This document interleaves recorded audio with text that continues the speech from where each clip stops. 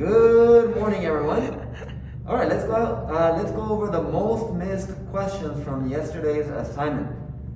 You ready? So take a look, and I'm gonna explain some things as I go. Okay, so please pay attention. Here we go. One of the most missed was question number 3. And I think what happened here is it was mostly algebra that got you. I think most people were able to do the product rule. So when you do the product rule here on this one, it's the derivative of the first, which is 1, times the second function, which is x squared plus 2 cubed, plus the first function, x minus 1, times the derivative of the second function. So the derivative of that function would be 3 x squared plus 2 to the second power. And then I think some of you forgot the chain rule. What's the derivative of x squared plus 2? It would be 2x. And there is the derivative right there. Now the question is, well, how can I make it look like one of these? Well, the answer is D, by the way. The answer is D. So how do I realize that that one is equal to that one? Well, you take out the GCF. So we take out the derivative, and not the derivative, the common factor, and we see that they both have an x squared plus 2 to the second power. So I'm going to take that out. So x squared plus 2 to the second power gets taken out. What does this need to become this? Well, it needs another x squared plus 2. Plus, this plus is this plus right here. And then what does this need to become this? Well, it does not need an x squared plus 2 squared because it's already got it, but it needs this. 3 times 2x is 6x, it needs that, and it also needs an x minus 1.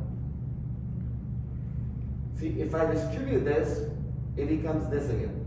I took out an x squared plus 2 squared from both of these terms. And then what do? Well, look at this. Now this is ready to go.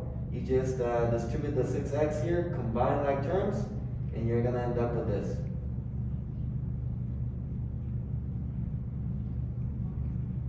X squared plus 6x squared is 7x squared. We're going to get a minus 6x right here, and then a plus 2 at the end.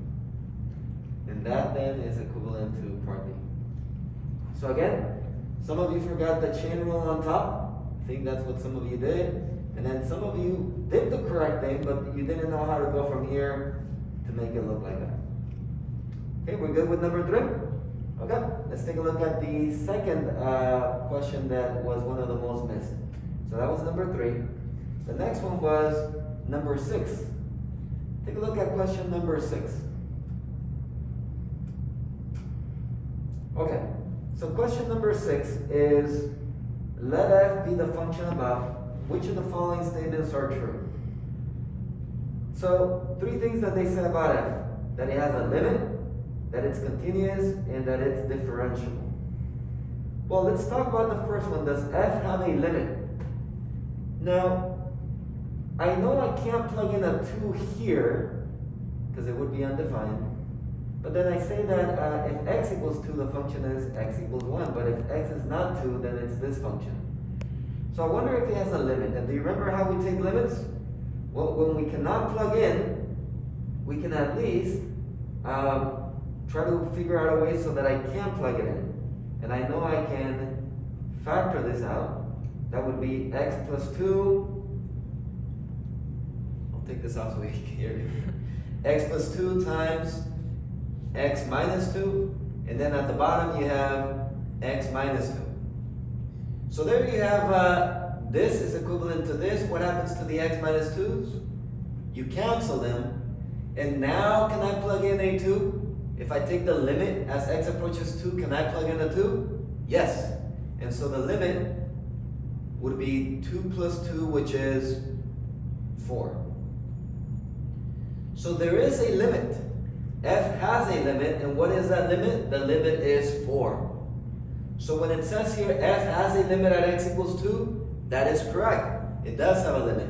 Again, what is that limit? I factored, I was able to then plug in the 2, and I can see that the limit is 4. It's approaching, this function is approaching 4 as x approaches 2.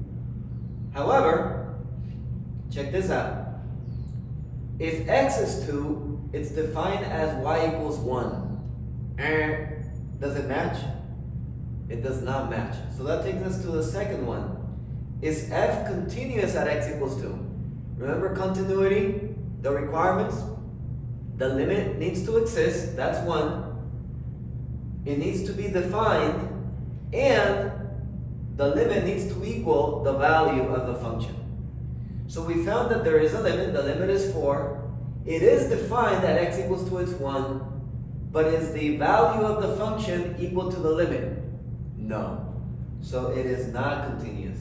It is not continuous. The third one says f is differentiable. Well, wait a minute. If it's not continuous, then can it have a slope? If there's a hole and it's not continuous there, can it have a slope? No. So that's not true either. So the only one that is true is the first one, f has a limit at x equals 2. The answer is A. Okay, let's take a look at the next one. Number 13. Okay, on this one I think it was just the notation that got you.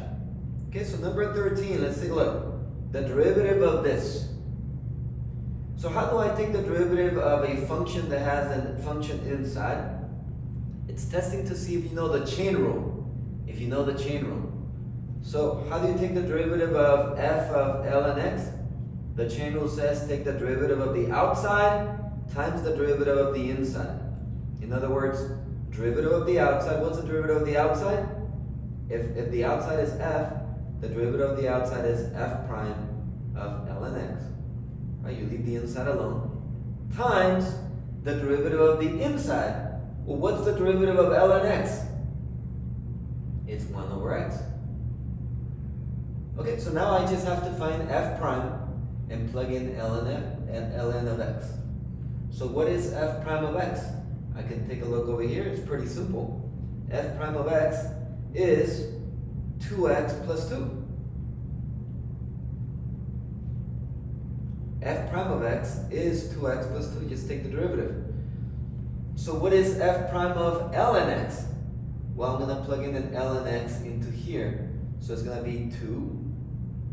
Instead of x, I'm going to put ln x plus 2.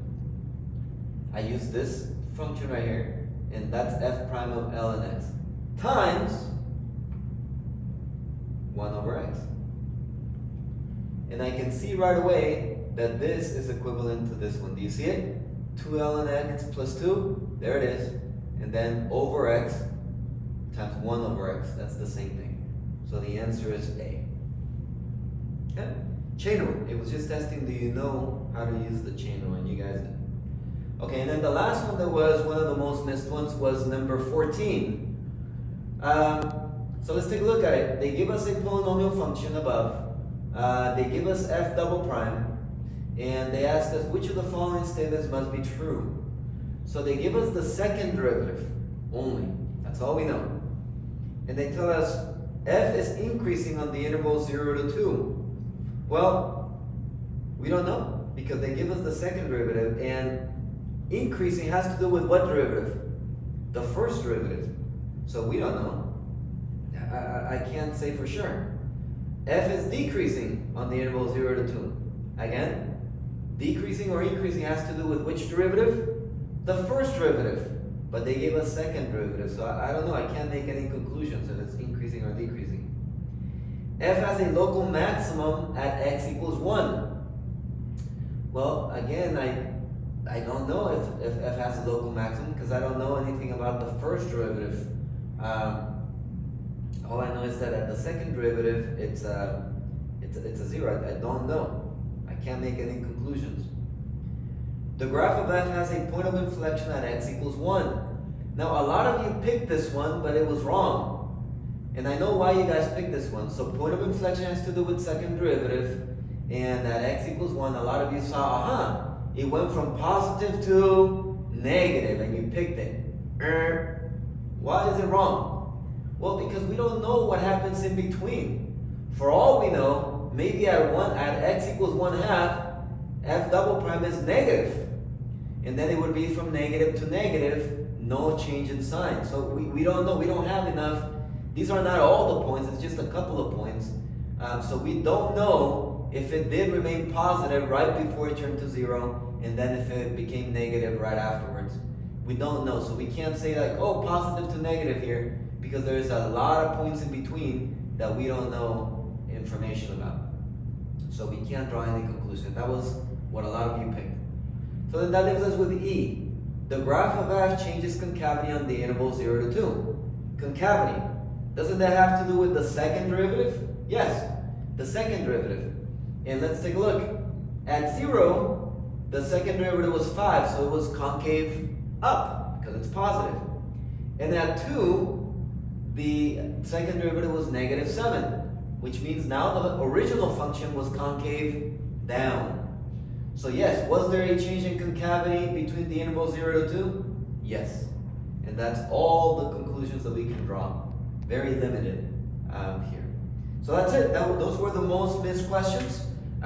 Did I catch the ones that you missed? Well, if you have more questions, then you can ask me tomorrow during CAF time. Or today in the library after school, I'll be there. Okay? I'll see you later. Bye-bye.